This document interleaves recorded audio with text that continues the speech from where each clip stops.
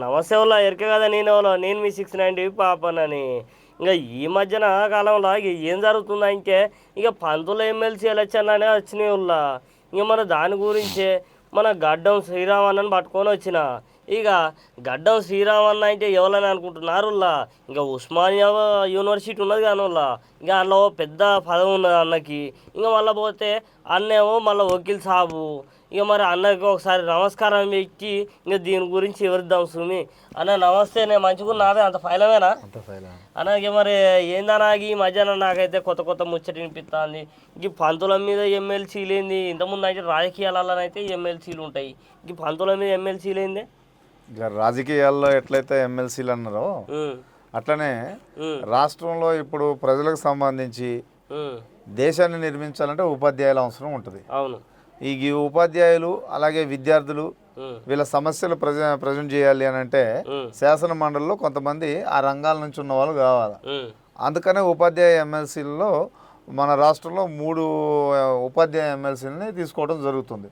అంటే పాత జిల్లాల వారీగా కేంద్రీకరించుకొని పాత జిల్లాలని లెక్క పెట్టుకుంటూ 3 జిల్లాలకు ఒక అభ్యర్థిగా ఏర్పాటు చేయడం జరిగింది. మరి ఇప్పుడు తెలంగాణలోనే 2 ఉపాధ్యాయులు ఎమ్మెల్సీలు అని పెట్టిర్రు, 2 పంతుల ఎమ్మెల్సీలు. మరి 2 ఎందుకు పెట్టిర్రు? మరి ఆ 2 గెలిచేదే వాళ్ళు, ఓడేదే వాళ్ళు? ఇప్పుడు శాసన మండలి అనేటటువంటిది ప్రతి 6 సంవత్సరాలకు ఒక అభ్యర్థి అందులో నుంచి ఎమ్మెల్సీల స్థానం ఖాళీ అవుతుంది. ఇది నిత్యం రద్దు కాకుండా జరిగేటటువంటి సభ ఏంటంటే ఇక్కడ శాసన మండలి, కేంద్రంలోనూ రాజ్యసభ. ఈ సభ ఎప్పటికీ ముగిసిపోవడం అనేది ఉండదు, అందులో సభ్యులు ఎప్పటికీ ఉంటారు. అయితే ప్రతి 2 సంవత్సరాలకు ఒకసారి 300 మంది సభ్యులు 200 మంది కొత్తగా ఎలక్ట్ అవుతూ ఉంటారు. అయితే ఈ కొత్తగా ఎలక్ట్ అయ్యేటటువంటి ఈ అభ్యర్థులు ఇప్పుడు మనకి అందులో భాగంగానే మనకి అక్కడ ఖమ్మం, వరంగల్, నల్గొండకు సంబంధించి అక్కడ ఉపాధ్యాయ ఎమ్మెల్సీ ఎన్నిక ఒకటి ఉంది. అలాగే ఇక్కడ మన ఆదిలాబాదు, మన కరీంనగర్, అలాగే నిజామాబాదు, మెదక్, ఇట్లా 4 జిల్లాలను కలుపుకొని ఇక్కడ కూడా ఒక ఎమ్మెల్సీ అభ్యర్థి ఉంది. అంటే 4 జిల్లాలకు ఉంటుందా? అంటే జిల్లాల పరిధిని బట్టి ఇప్పుడు మొత్తం 3 ఎమ్మెల్సీలు కేటాయించారు కాబట్టి ఈ 3 ఇప్పుడు జరుగుతున్నటువంటి ఇక్కడ ఒక దాంట్లో 4, ఒక దాంట్లో 3 ఉన్నట్లున్నాయి. మొత్తం కలిపి 7 జిల్లాలు అక్కడ కవర్ అయితే ఇంకో జిల్లా ఎమ్మెల్సీ ఉంటారు. అది ఆల్రెడీ అతని పదవి కాలం పూర్తి అవ్వలేదు కాబట్టి ఆ ఎన్నిక అనేది పూర్తి కాలేదు, అంటే నోటిఫికేషన్ ఇవ్వలేదు. అది ఇంకా అంటే మరి ఈ మధ్య కాలంలో ఏ పార్టీ వాళ్ళు అన్నకు వస్తున్నారు అన్నట్టు? పార్టీ అభ్యర్థులు ఎవరు పోటీ చేస్తున్నారు అని అంటే నిజామాబాద్కు సంబంధించి అధికార పార్టీ కానీ ఇంతకు ముందు ఉన్నటువంటి ప్రధాన ప్రతిపక్ష పార్టీకి సంబంధించిన వాళ్ళు ఎవరు ప్రత్యక్షంగా పోటీ చేయట్లే. అక్కడ నిజామాబాద్ది ఒకటే, అంటే మన ఆదిలాబాద్కు సంబంధించి కరీంనగర్ సంబంధించి ఒకటే అభ్యర్థి. అది బీజేపీ అభ్యర్థి ఒక అధికారికంగా ఒక అభ్యర్థిని ప్రకటించింది. తర్వాత బీఎస్పీ ఒక అభ్యర్థిని అధికారికంగా ప్రకటించింది. ఇందులో బీజేపీకి సంబంధించి మల్కా కొమరయ్య గారు పోటీ చేస్తున్నారు. అక్కడ ఆయన గెలిచేటందుకు కూడా ఎక్కువ అవకాశాలు ఆయనకే ఉన్నాయి. అంత మంచిగా ఉన్నది కానీ ఇక అధికారంలో అయితే కాంగ్రెస్ ప్రభుత్వం ఉన్నది. ఇంకా మరి కాంగ్రెస్ ప్రభుత్వంలో మరి సీట్లు ఇస్తలేరు అన్నట్ట. అంటే ఇప్పుడు అధికార పార్టీ తన అభ్యర్థిని అక్కడ నిలపలేదు ప్రత్యక్షంగా. ఒక బీజేపీ మాత్రమే మల్కా కొమరయ్య గారిని నిలపడం జరిగింది. ఇకపోతే బీఎస్పీ కూడా ఒక అభ్యర్థిని నిలపడం జరిగింది. అంటే అధికార పార్టీ ఎందుకు నిలపలేదు అని అంటే వచ్చేటటువంటి ఎమ్మెల్సీ అభ్యర్థి ఈ ఉపాధ్యాయుల సమస్య గురించి అక్కడ శాసన మండలిలో గలమెత్తబోతున్నారు. ఇప్పుడు బీజేపీ నుంచి వస్తున్నటువంటి అభ్యర్థి మల్కా కొమరయ్య గారు ఉన్నారు. ఇప్పుడు ఆయన బీసీనండి, మల్కా కొమరయ్య గారు బీసీ. బీజేపీ పార్టీ ముఖ్యంగా బీసీలను ఎక్కువ అవకాశం ఇస్తుంది. అలా ముఖ్యంగా ఉన్నది మల్కా కొమరయ్య ఫస్ట్ టైము ముదిరాజు బిడ్డ, తెలంగాణలో ఒక ముదిరాజు బిడ్డ. ఇక మంచి అభ్యర్థి, అంటే మంచి అభ్యర్థి అని అంటే ఎట్లంటే పార్టీ పరంగా ఎన్నుకున్నటువంటి సపోర్ట్ అతనికి ఉంది. పార్టీ సపోర్టే కాదు, ఒకనొక సమయంలో పార్టీకి ఆయన సపోర్ట్ అయిన సందర్భాలు కూడా ఉన్నాయి. అయితే ఇక్కడ అభ్యర్థులు ఎన్నికయ్యే అభ్యర్థులు మంచి వాళ్ళని ఎప్పుడు చెబుతారంటే ఉపాధ్యాయులకి ఎప్పుడైతే వాళ్ళు మేలు చేయగలుగుతారో లేదా ఉపాధ్యాయులకు మేలు చేసే ఆలోచన వాళ్ళకు ఉన్నప్పుడు వాళ్ళు మంచి అభ్యర్థులు అవుతారు. ఇప్పుడు మంచి అభ్యర్థి అని నేను ఎందుకు అంటున్నానంటే అధికార పార్టీ అభ్యర్థి లేడు, ఉన్న ఉపాధ్యాయుల సమస్యలు మాట్లాడాలి అంటే ఆయన పార్టీ ఆయన ప్రభుత్వం గొంతు పట్టుకోవాల్సిన పరిస్థితి ఉంటుంది. కాబట్టి వాళ్ళ అభ్యర్థిని పెట్టలేదని అనుకోవచ్చు. అలాగే ఎమ్మెల్సీల్లో ప్రతిపక్ష పార్టీ కూడా తన అభ్యర్థిని పెట్టలే. అది ఎందుకు పెట్టలేదు అనే దాంట్లో వాళ్ళు ఇంతవరకు క్లారిటీ ఇవ్వలేదు. ఒకవేళ వాళ్ళకి దాని పట్ల మరి గెలుపు ఓటముల పట్ల ఏమైనా భయాందోళనలు ఉండి ఉండొచ్చు, లేకపోతే సరైన అభ్యర్థి దొరకకపోయి ఉండొచ్చు, లేకపోతే పెట్టినా గెలవలేమనే ఒక ఆలోచనకు వచ్చి ఉండొచ్చు. ఇలా అనేక రకాలైనటువంటి ఆస్పెక్ట్స్ ఉంటాయి ఇందులో. ఈ బీజేపీకి సంబంధించిన అభ్యర్థి మంచి అభ్యర్థి అని ఎందుకు ఈ సందర్భంగా అంటే పార్టీని సంబంధించి మనం ఏదో ఇక్కడ ప్రజెంట్ చేయటం కాదు, కానీ బీజేపీ పార్టీ ఇప్పుడు సెకండ్ థర్డ్ అనేటటువంటి పార్టీగా ఈ రాష్ట్రంలో కొనసాగుతూ వస్తుంది, ఎమర్జ్ అవుతుంది. ఫస్ట్ నుంచి ఇప్పుడు సెకండ్కి ప్లేస్కి వచ్చే టీఆర్ఎస్ పార్టీ ప్లేస్లోకి వచ్చే ప్రయత్నం కూడా చేస్తుంది. ఇటువంటి సమయంలో ఒక అభ్యర్థి ఆ పార్టీ నుంచి ఒక అభ్యర్థి ఎన్నికైతే అది మల్కా కొమరయ్యకి ఆయన స్కూల్ ఇన్స్టిట్యూషన్స్లో కూడా ఒక మంచి పేరు ఉంది. ఏంటి, ఏ ఒక్క ఉపాధ్యాయులకి కూడా అక్కడ ఇబ్బంది లేకుండా ఒక గుడ్ అడ్మినిస్ట్రేషన్ అనేది అక్కడ నెలకొల్పి ఉపాధ్యాయులందరికీ కూడా ఒక్కరికి కూడా ఒక సమస్య లేకుండా చేసిండు అనేది ఒకటి పేరు ఉంది ఆయనకి. వాస్తవానికి ఏంటంటే ఇప్పుడు కాంగ్రెస్ ప్రభుత్వం నుంచి ఎవరు లేరు, మరి బీఆర్ఎస్ ప్రభుత్వం అంటే ఇప్పుడు ప్రభుత్వం రెండు ప్రభుత్వాల మీద కూడా మండిపాట్లు అనే ఉద్దేశంతో ఉన్నది ఇవాళ రోజులల్లా. ఇక మరి ఏంటంటే మరి వాళ్ళు కూడా మరి నిలబెట్టుకోవచ్చు కదా. అదే చెప్తున్నా కదా, ఇప్పుడు వాళ్ళకి ఏమిటంటే ఉపాధ్యాయులకు సంబంధించినటువంటి వచ్చిన ఎమ్మెల్సీ ఫస్ట్ ఏం మాట్లాడాలా, పిఎఫ్ గురించి మాట్లాడాలి, లేకపోతే వాళ్ళ ప్రధానంగా వాళ్ళ జీతాలు ఉన్నాయి కదా, వాళ్ళ జీతాలకు సంబంధించి పిఆర్సీ గురించి మాట్లాడాలి.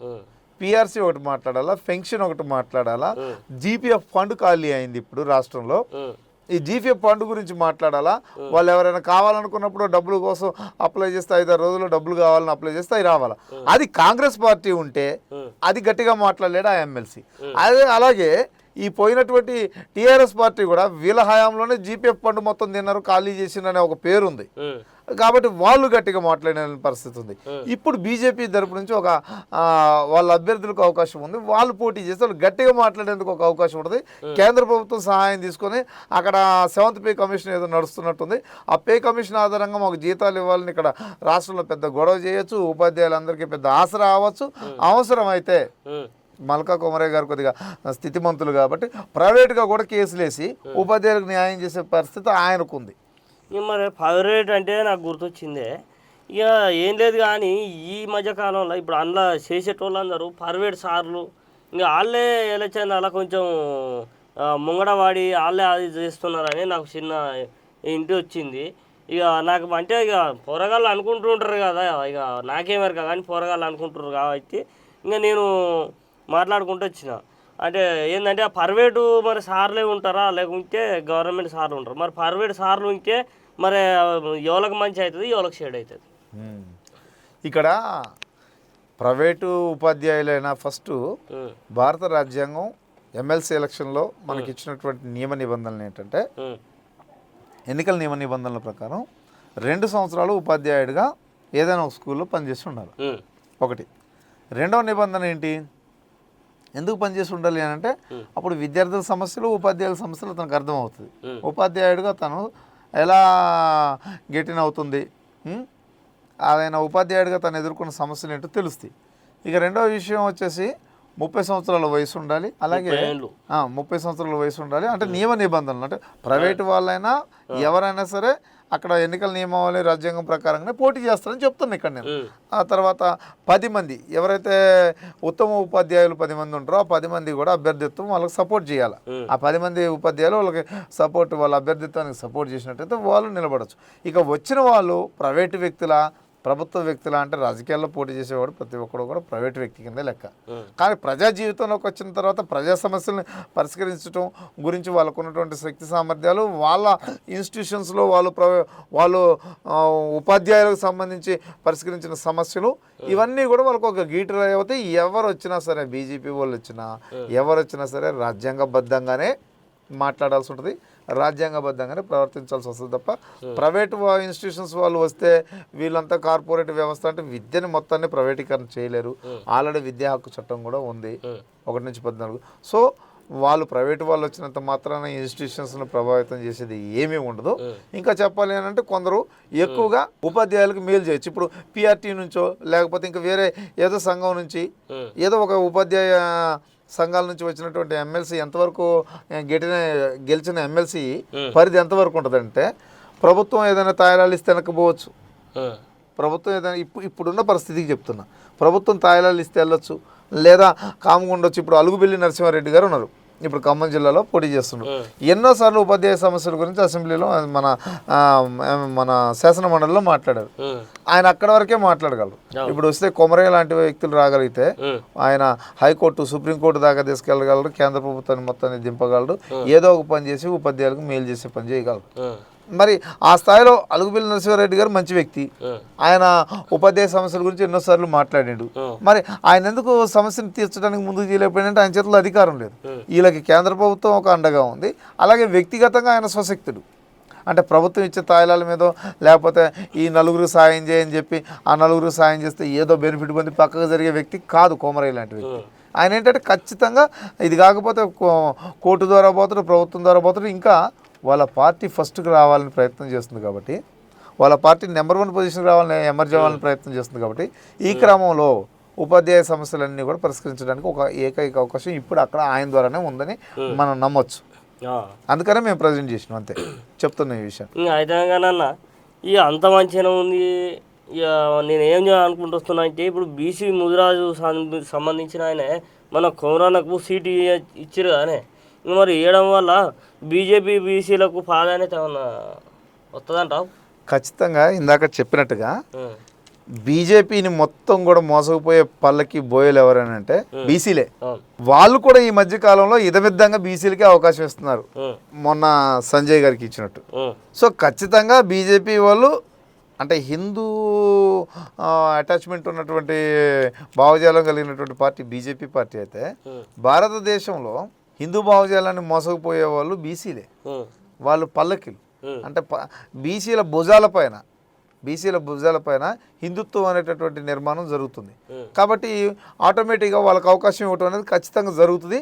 ఇప్పుడు దానికి నిదర్శనమే కొమరయ్య గారికి. ఎందుకంటే మొన్నటి వరకు ఆయన పార్టీకి ఎంతో అండగా ఉన్నటువంటి వ్యక్తికి మొన్న అతనికి అక్కడ మన ఒక ఎంపీ పదవి ఇద్దామని ప్రయత్నం చేశారు, అది కుదరక ఇదిగో ఈరోజు ఇది ఇచ్చారు. అంటే వదలట్లేదు. బీజేపీకి కూడా ఏ స్థాయిలో వాళ్ళ దాంట్లో పనిచేస్తున్న ఆ పార్టీకి ఉన్నటువంటి గొప్పతనం ఏంటంటే కాంగ్రెస్ లాగా మర్చిపోదు. కాంగ్రెస్ లాగా ఇప్పుడు కాంగ్రెస్లో పొదం వేరే ఓడిపోయాడు. మొన్న గెలిచినప్పుడు కూడా పార్టీ మారమని అడిగితే కూడా మారలే ఆయన లాస్ట్ టైం. ఇప్పుడు ఓడిపోయిన వాడికి అదే బీజేపీ అయితే పిలిచి మంత్రి పదవి ఇస్తుంది ఎట్లా ఒకట్లు చేసి. బీజేపీ అయితే బీజేపీలో ఉన్నటువంటి సిద్ధాంతపరమైనటువంటి విధానాలు వేరే ఏమున్నప్పటికీ కూడా తన క్యాడర్ను చూసుకునే విషయంలో, తన నమ్ముకున్న వాళ్ళని చూసుకునే విషయంలో ఒక అవకాశాన్ని అయితే ఎట్టి పరిస్థితుల్లో వాళ్ళకి వదిలిపెట్టదు. అందువలన ఏంటంటే మన నమ్మినోడు మంచోడు అవ్వచ్చు, చెడ్డోడు అవ్వచ్చు, కానీ వాడు మాత్రం తను నమ్ముకున్న వాళ్ళకుండా ఉండే సిద్ధాంతం వాళ్ళు కనపడుతుంది. అందువల్ల ఖచ్చితంగా వాళ్ళు అవకాశం ఇస్తున్నారు బీసీలకి. ఇప్పుడు నిదర్శనం ఖచ్చితంగా ఆ అవకాశం ఏమిటే కాదు, కొమరయ్యను వాళ్ళు గెలిపించుకునే వాళ్ళు ప్రయత్నం చేస్తారు. ఇక కొమరయ్య గారు వ్యక్తిగతంగా ఇంక కొంతమందిని అకామిడేట్ చేసుకోగలిగితే ఆయన ఖచ్చితంగా లీడ్ వస్తుంది, అక్కడ లీడ్ వస్తుంది, గెలుపు వచ్చే అవకాశం ఉంది. ఇంకోటి తెలంగాణలో బీసీ ముదిరాజు బిడ్డ కదా, ఇక ఆయనకి ఈ రెడ్ల అనే పాత్ర కూడా లేదు, రెడ్డి అనే ఫీలింగ్ కూడా లేదు. కాబట్టి ఎక్కువ మంది బీసీలు ఇప్పుడు ఎవరో ఏ ఉద్యమం తీసుకొచ్చినా బీసీలకి ఎక్కువ రాజ్యాధికారం రావాలని కొట్లాడుతున్నారు. మరి ఇప్పుడు బీసీనే కదా పెట్టింది, మరి నీ బీసీని నువ్వు గెలిపించుకో అనే ఒక క్వశ్చన్ వస్తుంది మళ్ళీ అక్కడ. ఆ టీచర్లో కూడా ఎక్కువ శాతం బీసీలే ఉండరు, మళ్ళీ అది కూడా మహారాష్ట్రకు దగ్గరగా ఉన్నది ఆ ప్రాంతం కూడా. కాబట్టి ఇట్లా ఈ అనేక రకాల ఆస్పెక్ట్స్ ఇంకా ఆయన ఇంకా కొంతమందిని అకామిడేట్ చేసుకోగలిగితే వ్యక్తిగతంగా ఎక్కువ లీడ్ వచ్చేస్తుంది ఆయనకి. అట్లా ఆ విధంగా గెలిచే అవకాశం ఈసారి ఒక బీసీ ముదిరాజు బిడ్డ కొమరయ్య గారికి దక్కుద్ది, ఖచ్చితంగా గెలుస్తుందని చెప్తాను ఈ సందర్భంగా. అయితే నాది ఏంటంటే చిన్న అనుమానం, ఇంకా నాకు కూడా తాళ్ళ గ్యాల్ అవుతుంది, పొద్దు పోతుంది, కానీ ఇక ఒక ముచ్చట నాకు క్లియర్ చేయి, ఇక నేను తాళ్ళకు పోతాను, ఇక తాళ్ళకాడికి వచ్చే కనుగోడు దాగిపోదు, కానీ ఇక పొరగాళ్ళకి ఎరగాలని నేను ఒక చిన్న అనుమానం అంతే నాకు. ఇక ఏంటంటే ఈ 6 ఏళ్ళకోసారి అంటారు, 2 ఏళ్ళకోసారి అంటారు. అసలు ఆ స్థానికి ఈ ఎలక్షన్లు అనేది 5 ఏళ్ళకోసారి వస్తాయి. ఇప్పుడు ఎమ్మెల్సీ అయినా, ఎమ్మెల్యేలు అయినా, ముఖ్యమంత్రి అయినా అన్నీ 5 ఏళ్ళకోసారి వస్తాయి. మరి వీళ్ళు ఎందుకు 2 ఏళ్ళకోసారి 6 ఏళ్ళకోసారి వస్తాయి? నీకు ఇందాకనే చెప్పిన, మనకి శాసన మండలి అనేది శాశ్వత సభ. ప్రతి 3 ఏళ్లకు ఒకసారి, సరే 2 ఏళ్లకు ఒకసారి 3 మంది సభ్యులు రిక్రూట్ అవుతా ఉంటారు. 6 సంవత్సరాలు ఇప్పుడు నియామకమైన వీళ్ళు 6 సంవత్సరాల పదవీ కాలం పూర్తయిన తర్వాత వీళ్ళు పక్కకు జరుగుతుంది, మళ్ళీ ఇంకో కొత్త నోటిఫికేషన్ ఇస్తారు. అలాగే ఇప్పుడు ఎవరైతే ఒక ఎమ్మెల్సీ ఉందో, ఇప్పుడు ప్రజెంట్ నడుస్తున్న ఒక పట్టభద్రుడు మన టీచర్ ఎమ్మెల్సీలు ఉన్నారో, ఆ ఎమ్మెల్సీలకు కూడా ఇంకొకరికి ఎవరికైతే టైం అయిపోద్దో అప్పుడు వాళ్ళకు కూడా ప్రకటిస్తారు. సో ఇది నిత్యం కొనసాగుతూ ఇలా సభ్యులు రిక్రూట్ అవుతూ ఉంటారు. 2 ఏళ్లకు ఒకసారి రిక్రూట్ అవుతూ ఉంటారు. ఈ 2 ఏళ్లలో వీళ్ళే రిక్రూట్ అవుతాయి, ఇంకొక 2 ఏళ్ళు గడిస్తే ఇంకొకరు రిక్రూట్ అవుతారు. అట్లా నిత్యం కూడా ఇది ఒక సర్కిల్లో సాగుతుంది. రాజ్యసభ అయినా సరే, శాసన మండలి అయినా సరే. ఇక చూసిన అరుల్లా ఇక శ్రీరామన్నని అయితే పట్టుకొనేసిన గడ్డం శ్రీరామన్నని. ఇక మరి శ్రీరామన్న చెప్పినట్టుగా సార్లకి గింత పద్ధతులు గిన్ని 4 జిల్లాలకు ఒక పంతులతోటి అధ్యక్షునిగా ఎమ్మెల్సీ అధ్యక్షునిగా ఏదో ఎన్నుకుంటారట. ఇక నాకన్నీ ఎరక కానీ ఇంకా మీకోసమే ఇక అన్నీ ఎరక చెప్పాలని మన సార్ పట్టుకొచ్చిన సార్ అయితే ఏ విధంగా చెప్పిండు. ఇక మళ్ళీ రేపు ఇంకో ముచ్చట పట్టుకొని అప్పటి వరకు మీ ముంగడికి వస్తా. ఇక ఆ ముచ్చట చెప్పేంత వరకు చూస్తూనే ఉండరు 690.